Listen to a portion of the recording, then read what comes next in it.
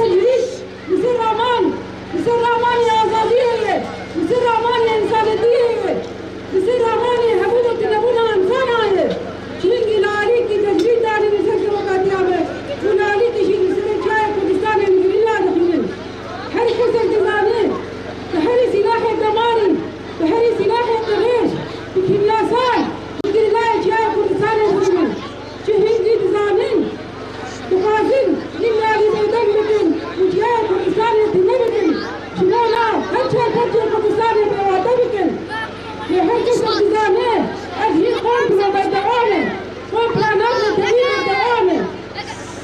البان لله قيسري جاي كردستان يتكن. البريشين شغيني مركزاني تجارة كنهي هكذا كنت كردستان هي بيها ولن لأن دا جارة سيكرنا هذا بيها ولن. البطولية الرفيق عبد الله الجولان الذي يناضل منذ أكثر من 24 عاما في سجون الفاشية، والذي حول تلك السجون إلى قلعة للمقاومة.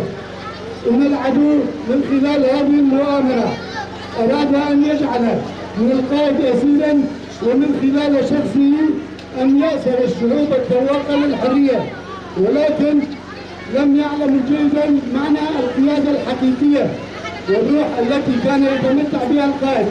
لذلك في هذه الفترة إنه يسير مؤامرته على 3 جبهات، إحداها فرض العزل المشدد على القائد وقطع علاقاته مع المحيط الخارجي، الثانية ضرب جريدة الحلية تلاميذ القائد أبو الذين يناضلون ضد الفاشية، ولكن القائد أبو لم يتنازل كيف إن للأعداء، وإنما أصر في المقاومة.